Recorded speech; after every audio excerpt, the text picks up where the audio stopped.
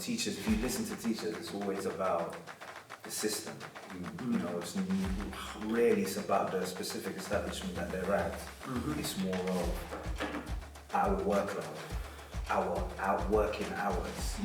Wellness is taken a lot more serious. Because I think the teaching styles have changed to when I was training about how they want kids to learn. And that has definitely changed. But I always think there's different places to get to the same destination.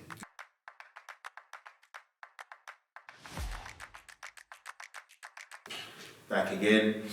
Oh, wait. Nathan's here, Luke's here, Yanni's here, and we are back. Back in Another conversation. Teachers on at the front line today, going for strikes. I know we'll probably talk about it later, but one thing I would say is, why do head teachers take it so personally? Yeah. I feel they take it proper personal if your staff go out on a strike. Yes. And it's... I don't understand why. Yeah, because it's not about them. But they make it feel like it is, because like they're like the head teacher. They're on the front. They're supposedly with us apparently on the front lines, and they kind of see it as maybe like a diss of management. Like you're leaving me in this predicament, like because the whole point of the strike is to cause chaos within the school, and they're like, oh, now I've got to handle this. Yeah, but that's a union problem. That's not at our level. We've been given that right and liberty to be able to go on strikes, and yeah, I just think they take it way too personal. It's got nothing to do with them. You know, teachers. If you listen to teachers, it's always about the system. You know, it's rarely it's about the specific establishment that they're at. It's more of our workload, our working hours, the resources we are given. This has got nothing to do with the establishment, because the establishment are given a pot and they have to share it out, and teachers are aware of that. So but I've seen it as well, that some head teachers they take it a bit personal, but I don't know why. It makes no sense to me. It's nothing to do with that. If it was a strike against that particular school, then that's something different. Yeah, but it's a whole government thing. When you talked about people's rights, the government anti-strike bill has passed its parliament stages, and we're now progress to the House of Lords, so we're not going through anti-strike. Anti-strike. So they're trying to not limit. Essentially limit. Okay, I'm trying to get my politics hat on, trying to make it even more difficult. In order, because obviously TFL are just the train, they're going in. Do you know what I mean? They're not stopping. They are not stopping. Yeah, it makes sense. They're trying everything in their power. That's why we're jumping on it, and that's why they had the train strikes today as well. Exactly. Which I thought was kind of just like, how are the teachers going to get to the... How are they going to get to picket lines? How we should be working together on this? But I can understand this. There's so much issues going on with the strike, because it's come out just recently that England has moved down 7 points in terms of corruption, like because of how the government have been handling like the money, the allocations, and a lot of people have been profiting off like during the pandemic. We've moved down in terms of corruption, which is probably true. Like as people can see, like the government's in disarray, a bunch of people getting fired, people like dodging taxes and stuff like that. Yeah. Who was the latest one? What was his name? Conservative.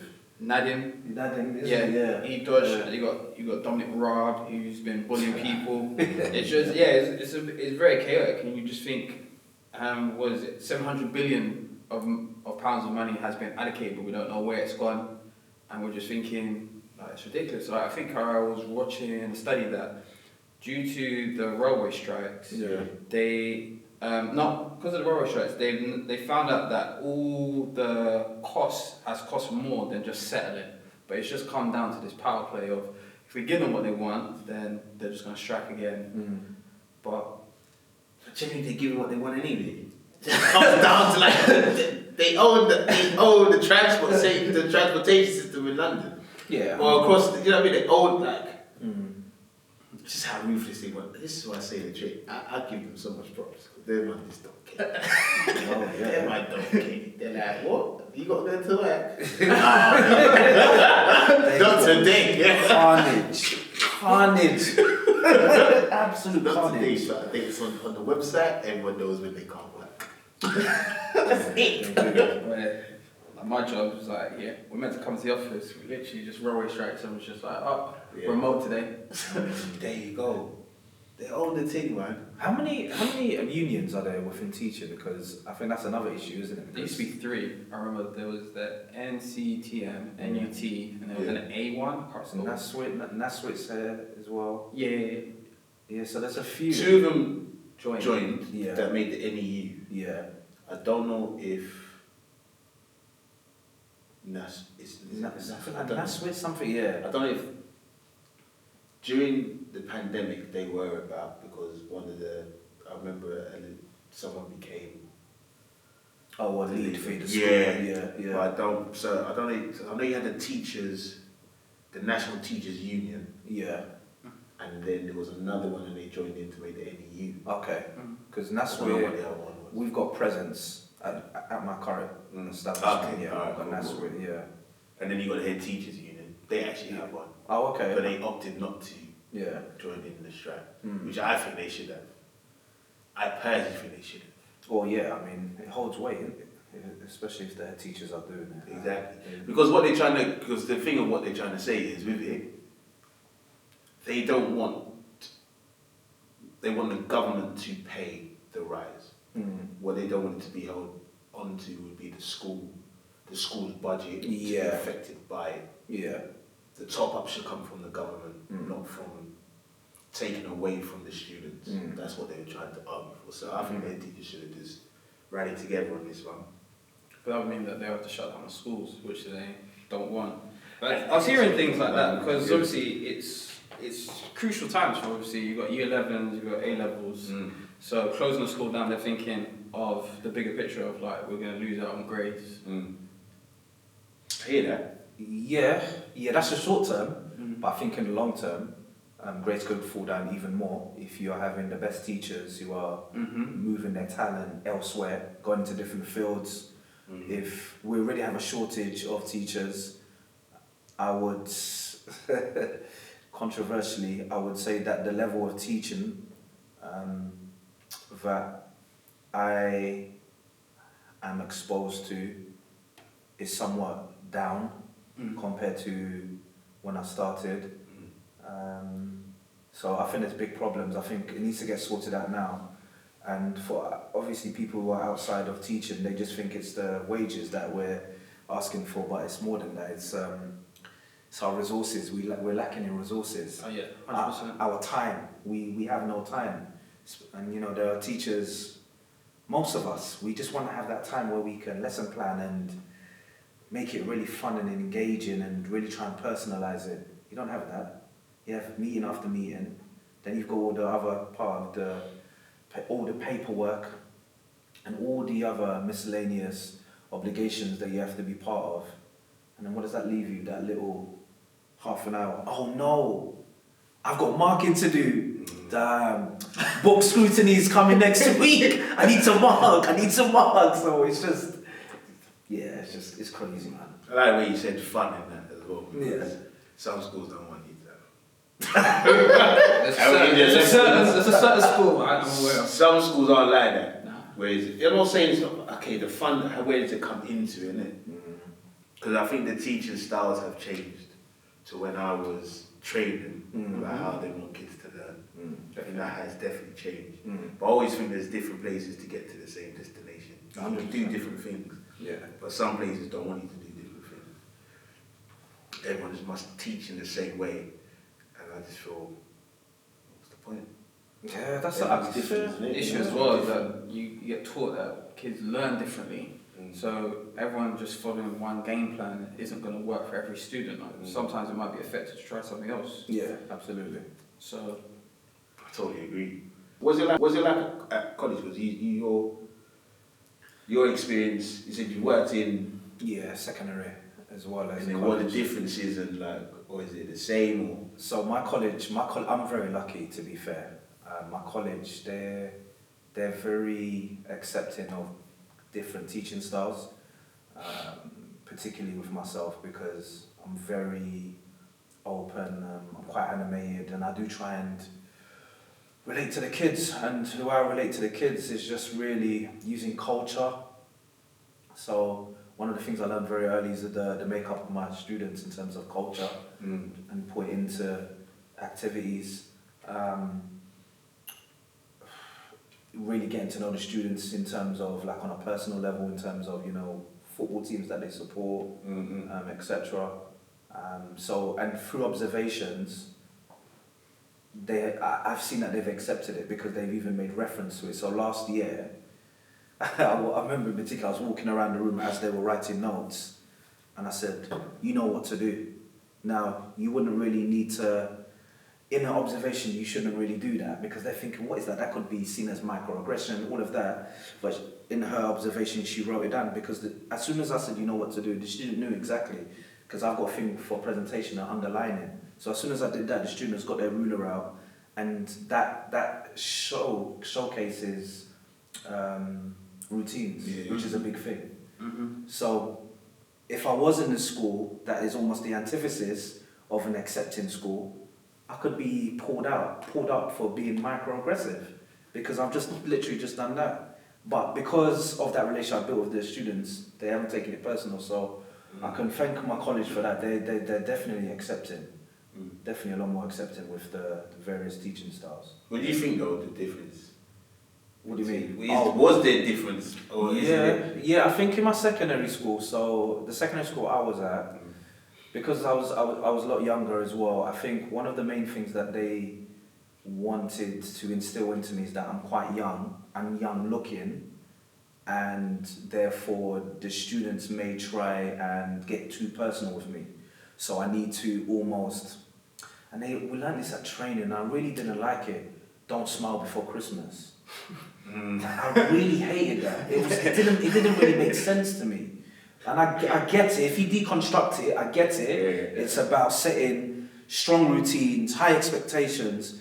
But for someone who's new to training or new to the career and just hearing that, I'm taking that literally. Don't smile. So yeah, that was a bit difficult. But I think from the wider community perspective, yeah, like there were a few teachers that got in trouble because they got too personal. Yeah. In terms of the teaching style as well, they were okay, but I don't think they were as accepting and as progressive as my current establishment. Nowhere near it. No, nowhere near it. Yeah. But now secondary schools are different. It's a different kettle of fish. It's completely different to college. College is a little bit more open, a lot more. They're a bit older. But secondary school is just... Would you go back? No. Is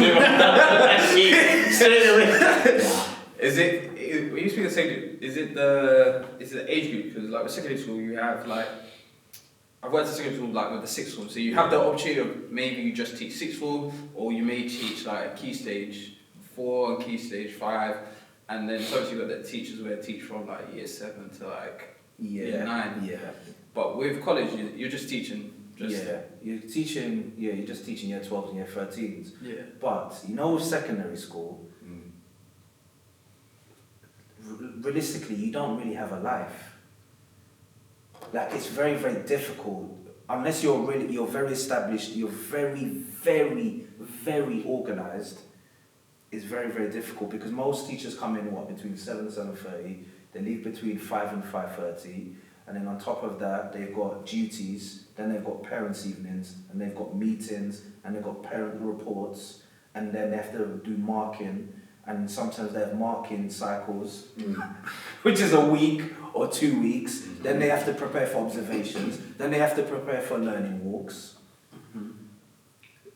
There's no time, and I think, do you know what it is? It's the extra duties that is the killer. At college, I can have solid lessons, and at lunch, I can just be in my room and I'll just eat, and I'm in peace. Absolutely. Just be in peace. Now, comparatively, you go into secondary school. Oh, snap! It's Wednesday. Yeah, I've got lunchtime duties. I hear what you're saying there, man. That's yeah. I think that's where the funding comes in. Absolutely. What are they doing for the teachers? What do you mean, man? So in terms of teachers, staff, well-being, what are they doing for the teachers? I think it depends on the school. Some schools are hard, some aren't. So I know with friendly teachers, they have like staff has a particular period of time where they actually have staff is allowed to take care of well-being period. So what that means is they're able to either come in late or they're able to come in late or leave school early, and their lessons will be covered for like at least 1 day. So that's one day in a year? Yeah, for 1 day, but they're allowed to have that. For the fact that the schools are doing that and acknowledging that, I would say there's a lot of progress. Obviously, we want more, but then nonetheless, the fact that it's just even happening. Yeah, it's a start. That's what I'm saying. I don't know. For me, it's a start. For me, leaving the profession and seeing life outside, wellness is taken a lot more serious inside the office. If I go to my line manager and I go, you know what, this work too much, my mental health is not doing well. There's a bunch of procedures that are going to take place to go, all right, we're going to look at what's on your plate, all right, so-and-so's going to take that off your plate. Like what time you're finishing, they're going to recommend a therapist. There's a bunch of things outside of the world that are supportive, and it's like, whoa, I never got this when I was teaching, and it's a bit, I don't know, it's not enough, I'd say. Like in terms of when I was applying for my mortgage, they were like, oh, you're a teacher. I think it's like can't remember. No, sorry. When I was applying for not my mortgage, my life insurance, they were like, oh, life insurance. I think it goes up because you're a teacher, because it's just it's just a madness. I think so. Everyone has heard that on here. No. I believe so. I believe because you're a teacher. Yeah, I think so. Premiums. I believe it's a madness. That is. Oh, when I check that out, Jesus. Oh Lord. Yeah, it doesn't surprise me though, because look how long. Even look at the average time now that teachers spend in the profession. It's reduced dramatically. What I will say with I do think I think that schools are trying to address the well-being part of it. However, I think that people don't take on because it's. I think people think they'll be looked down upon if you can't handle what the school is. The daily pressures of the school. I think I think that people don't try to access those things because they feel as if they're going to be scrutinised. Yeah. That's why I think that, because they say that if you are feeling this way, that we have things and you can speak to and all that. They do those, but I don't think. And that's just me. I said I can't say that I know someone who has because that's got to be private between. But or is that just me trying to? Maybe that's just me thinking that. No, it could be. Because there is a culture of resilience. You have to showcase that you're strong and you're able to deal with a lot. But the reality is, it's just the workload is just getting more and more. And if you think of the psychological aspect as well of grades, result, attainment levels. Added value, which is a big thing now. It's just constant pressure. We were talking, remember, before the recording, observations, which is another big area. What do you lot think of observations in general? So I think it has a place, but I feel like it's sort of weaponized a lot in secondary school in terms of hierarchy of the teachers. I feel like what observations should be used for is, improvements, understanding the needs of the students, pointing out things that are going wrong, whereas it's kind of just condemned, like, oh, you're a bad teacher because you're not doing this, you're not doing that. And I feel that that's a problem. Like, how you were talking about your observation, how they done, I feel that that's, I think that's a bit more progressive in terms of understanding what's going to be on display and how it's going to be betterment for the students and for yourself. Yeah, it's a good conversation. Yeah, so we get the email, your observation is going to be for this period at this time. So they give you like a 5 working day period, and then you get the observer who will message me maybe a couple of days after, and we will have to go through my lesson before the actual lesson.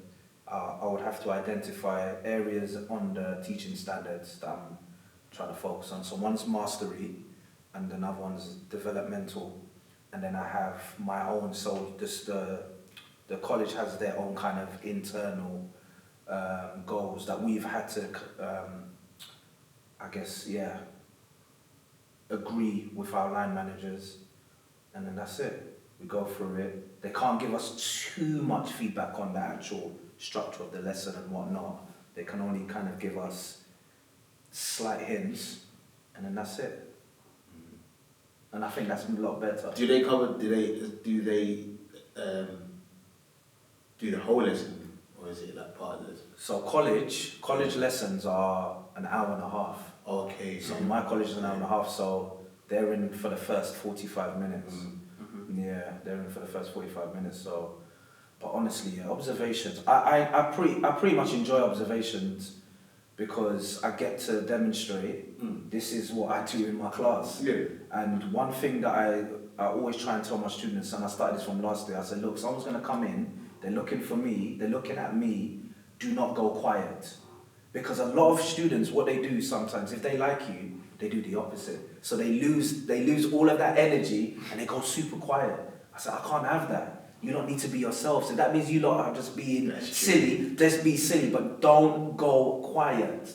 Whatever you do. That's true though. I'm in that situation. Why are you not so quiet today? They're like, yo, they're actually quiet, like, yo, James, what's good? They normally have an opinion. What's this? And they're looking around like, why? How so you outside?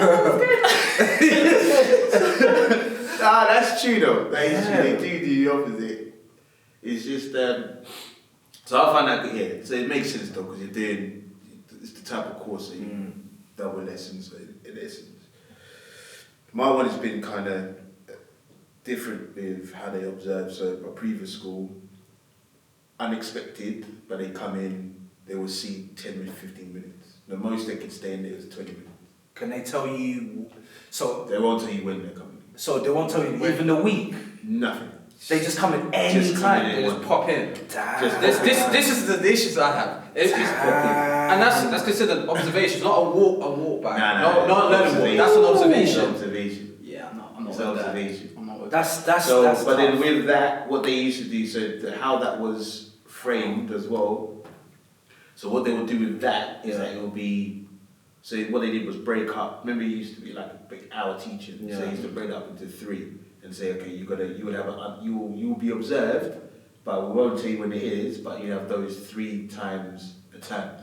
Wow. To break that up. And what about feedback? How does feedback? And then work? feedback would happen like After the 3 or after the after the 1. After the 1. So they would tell you, okay, what part of the lesson were you at? Seemed like everyone was cool, everyone was learning. And the funny thing is, there's times where they weren't able to even really say anything because if you got them at a writing task, the only thing they can talk about is the feedback. Yeah. So it wasn't like it was a case where they come in and they want you to all of a sudden just. It's like, no, this is the writing.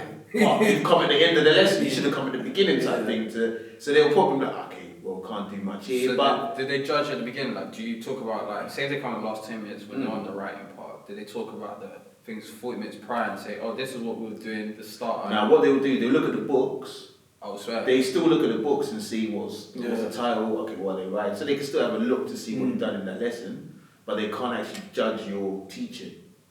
at that point. Now there are other systems that I'm experiencing now. Anytime, so they don't say you don't have formal observations. Okay. So these aren't formal observations. What they are is kind of like you said, the walk-ins. But they still are judged. So what they're doing is they're still keeping a bank of information on you. Basically. So they're still giving you a judgment, but it's not an official observation of judgment. How long are those observations? So they come in for about 5-10 minutes. Oh, okay. But so you can have the same thing, yeah. But that's not, as I said, that's not. So they can come in if they wanted to come in one day. They come to every single lesson Damn. of that day. They can come to every single lesson if they wanted to, because it's not considered an observation. That is. But they still keeping records I'm not of what you've done. I'm not with it. If they wanted to, that's what I'm trying to say. So on my time, so on the timetable, for example, they put on there, learning walks happen at this time every week. Learning walk. So you know that in this period of time, someone's gonna come into your lesson. At least there's a period. However, someone can come in at any time, at any other time in the lesson, and still judge you. Wow. Not judging. And then all you get back is an online feedback form, which is what they've said is you've done this, you've done that, you've done that. This is what you didn't do. Sorry, it's not what you have done, it's what you have not done. So wait. So there is no positivity. Yeah, that's what I was about There's to no ask. positive. It's a case of what things you could do better, That's a business. and that's it. Yeah. Where you go, that's a business. Yeah. You lost me at people just walk in, no preparation. No prep. No prep. And then on top of that, What was the reason for the no prep? Like what led to? they want to. So the reason behind it is that So the thing behind it is this. Okay, so there's two ways of thinking about it. They want you just to be consistently teaching at a good level. Yeah. So then what it means is that any time you come in, you should be teaching at a good level regardless. It shouldn't really be up and down. Because the argument is, if you just have that one-off lesson, that you could be outstanding for that one-off. You potentially could be an outstanding teacher for that one-off lesson. But then for the rest of the term, if you're not being checked on or anything like that, you could just do whatever you want. But for that one lesson, you could be absolutely great. But what they consider to be an outstanding teacher is actually if you're teaching good lessons consistently, you're a great teacher, because the standard is always going to be it's above average. That's the reasoning behind it. However, like you said, it can still be weaponized, regardless. I think that's the problem. All these things is that it can be weaponized. Yeah. And I've seen teachers go through it. I have seen it.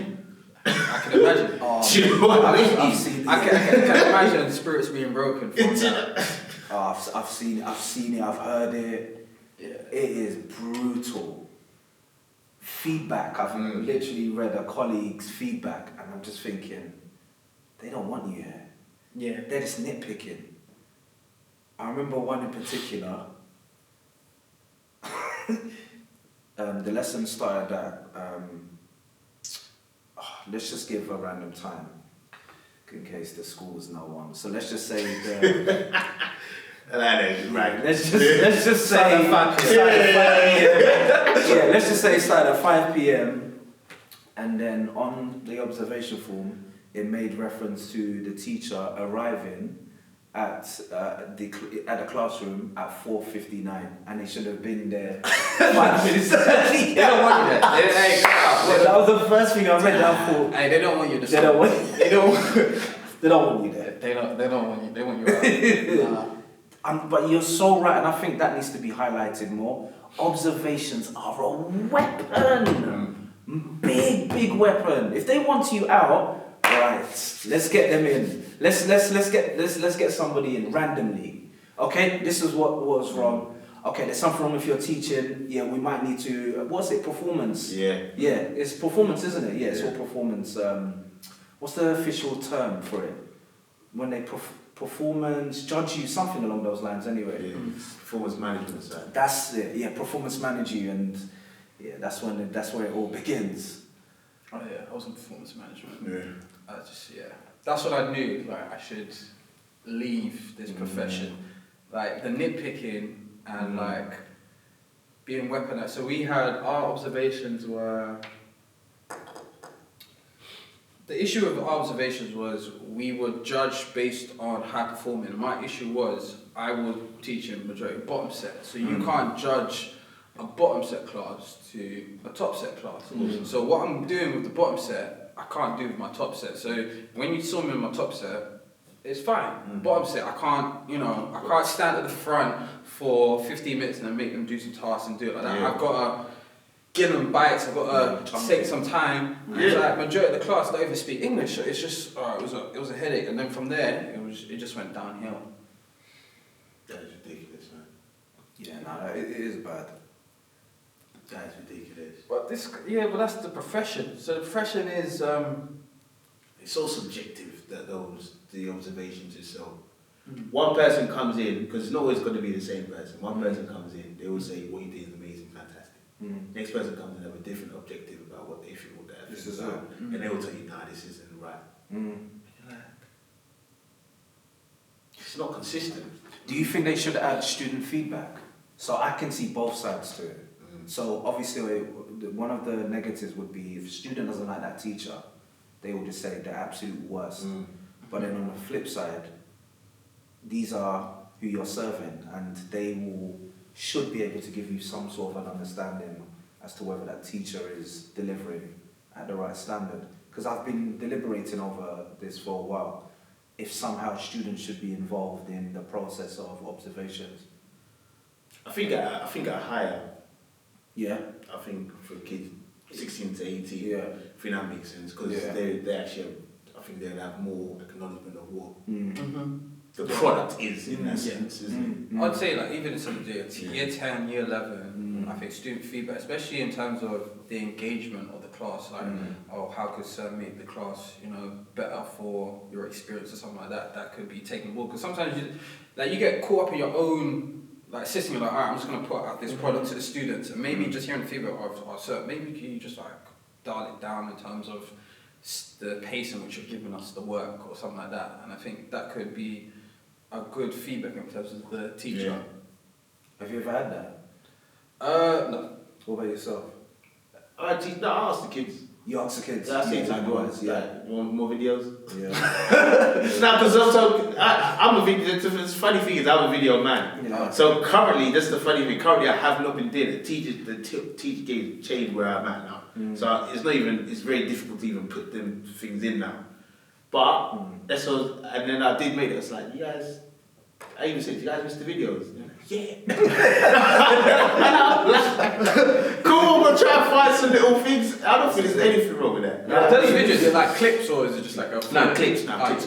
Clips from YouTube and stuff like that. Obviously, with the topics. What brings history up? That's it. Sometimes, even with politics, it's a case where I can do so much, but then I always tell the kids, watch this clip.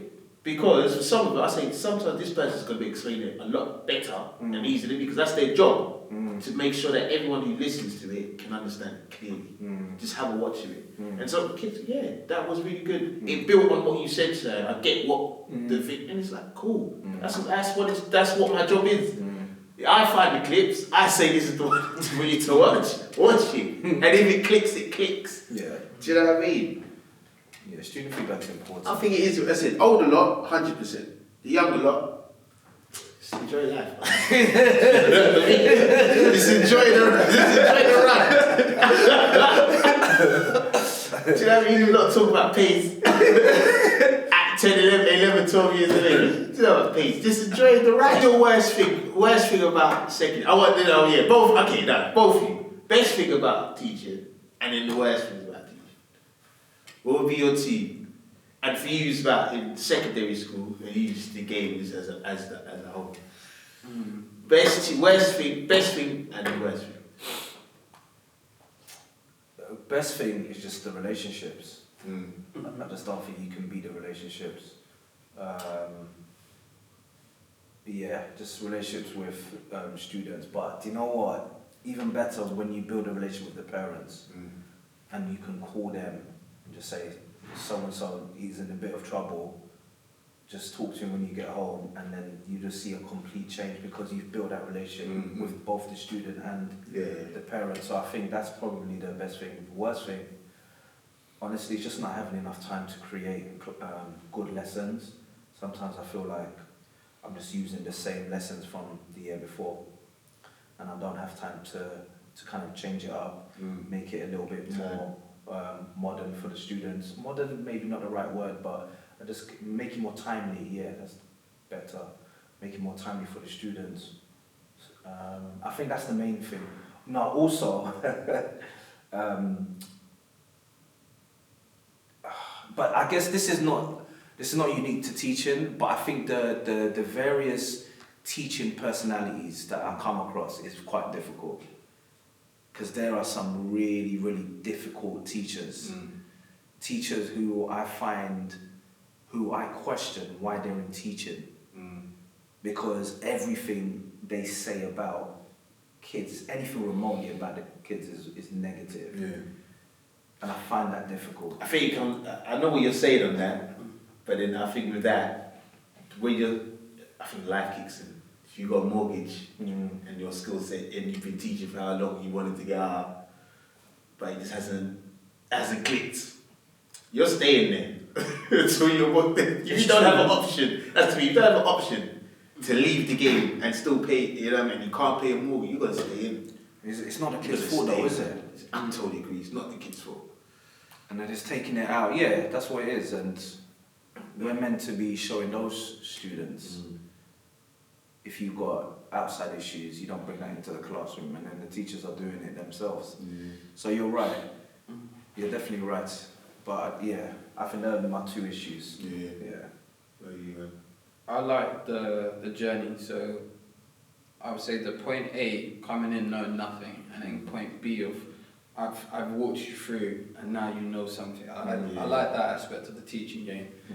I also like the personalities sometimes, but that's also, I like the personalities in terms of you're meeting new ways in which people are thinking. So I think like when I was teaching my top set, it was like, I'll say you know how you're doing it, you could do it somewhere else. Because I teach maths, so it was like different methods you come across. So I've had like a couple of foreign students that have come across and they've done maths differently. So if I pose them a question, it's nice to see they come up with different methods, but they arrive at the same answer. So I enjoyed that. I would say my biggest gripes is the lack of understanding within teaching. So like understanding that you've got all these personalities that you've got to manage. So like majority of teachers have like 4 classes, and you've got to manage like 30 personalities and making sure that all these 30 personalities reach the same point, even though some are going to get left behind, and that's the reality of it all. But being judged on all 30 still arriving at a point is a bit of I think it's a weird business weird business model to have. Like you're being judged on someone else's progress, not your own. So that's something I don't like. And I would say the last one is the lack of support. Like I've worked in schools where I need an LSA in the room and there's no LSA. And that for me is a big issue that schools aren't able to get funding for LSAs. I think they're such a great resource for students, having someone being able to speak a language or being able to support SCN kids in ways I can't do with 30 other personalities in the room. And I think LSAs are such. I've had some great LSAs over the years, which I feel like they've made my life so much easier. What does LSA stand for? For obviously those who are outside of teaching, because we are the worst with acronyms. Teachers are the worst. Learning support assistant. Because people might be like, what's that LSA? They say teaching assistant. They call it. That was the old school way. Teacher assistant. That is the learning assistant. And that, I think it's important that they are. It's the slight changes, but it makes sense why there are the changes that have been made, doesn't it? Do you know what I mean with that? Now, do you know what? I'm going to say one thing. Last week, I got an email from a student that I used to teach, and they were sending off their UCAS applications, they sent me an email, and they were like, I'm sitting there writing my personal statement, and you came into my mind from your fantastic history lessons you used to teach me in year 9. Bro, I'm sitting at my desk here. You know when it's like, I actually would start crying. Bro, I was like, the hell? Yeah. The first time this person found my email, like, I just said, so figured out my email to send it to me.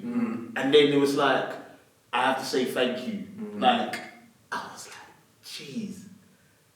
And I had a crap week. It was one of those, it was a crap week. And that kid just, after they said that, yeah, I was just like, forget everyone else. Do you know what I mean? It's like all these other adults in the room and they causing all these issues and stuff. I was like, forget that. That was, for me, that was what it was. I was like, whoa. Just changed that whole week when that kid said that to you. But the adults and the management and all that stuff, yeah, it's tough, man. This is always what it is, isn't it? You just gotta be lucky. I think that's the case for most jobs, isn't it? It's always, there's always going to be, what they call it? Politics within any workplace. Management, always. You just got to deal with it, man. I don't know. Age. What do you think? I think the systems that are put in place. So I feel like the systems in schools like reflect like the systems within like I've worked in a startup and I would say they're basically the same thing. Like it's very fast paced, you're overworked, people have high expectations, quick turnovers, and yeah, it's I think the system and the culture that is built within the school makes it what it is, and I feel that funding plays a part.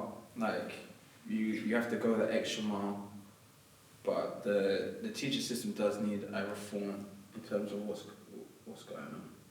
I think what we're seeing now is, like you said, the reform. We are very much in what they wanted as that reform. So that the academy's route, this is it. Yeah, they want like academy. This is how it. And I think it's been like, what's this been like now? What? 4 or 5. So because remember, academies came in with Blair, and I think that was they started. They said, look, we're trying to build these academies, and now it's like it's just normal. Yeah. Like it's part of it. This is what it is. Every school is nearly an academy. It's very rarely you'll see a school that's a standalone school, it's part of something, and it's. Those schools are so great though to work in. Huh? Those schools are so great to work in. They're so nice. Yeah, no, that's what it is. Are you? Oh, there's a guy on. I'm gonna slightly change. There's a guy called. I know his Insta handle's like Manny. He's a science teacher. He's on the yeah. And the way he breaks down his videos, he's just simplifying it in their language. But I just recently saw something. He got he was rapping. He's rapping in drill, like drill. You know the way that drill flow. But what he was saying is that he was asked to take down all of his videos, and he didn't. And then he lost his job because of it. Just because of the videos where he's speaking in slang, but he's breaking it down. And if you go in the comments, I watched the videos. I watched a few. They're good. Yeah, they're very good. I'm just like, yo, I've learned something. Exactly. But do you know what that got me thinking? More and more teachers, or in fact, the way the world is going, more and more people are going to want a platform. One of the main platforms that people are using are things like this, podcasts. And I was just listening to Jordan Peterson. He's in a hell heap of trouble because they're trying to take his license away from him, and there's someone cited one of his interviews with Joe Rogan. And you know him and Joe Rogan is like 3-4 hours. So they've got the whole, what they call it? Transcript. Yeah, transcript of that conversation. Yeah. And it's got me thinking, and what Jordan was actually saying is that people, he's got 3 income streams. So for him being attacked in that way is okay. But for the majority of us, we want to have a voice, but can we say what we really want to say? Because if the school catches your face, even though you don't necessarily associate anything with your establishment, they must say you need to take that video down, or you need to, I don't know, go on your own Instagram and say that you were misguided. But they'll just put all of these, they might just put all of these kind of stipulations, yeah, and you have to work within those parameters, and if not, and that's just got me thinking, because this is the way the world is going. Nuts. That is crazy. But I think schools are moving to think they want as part of the application process, if you do have your socials, you have to share, you have to give it to them. This is madness. To be part of it. Yeah, they don't want teachers. They don't want teachers, man. They don't, man. Can we wrap it up there, man? That was a good combo today, man. Well done. Do you know what I mean? I like that one, man.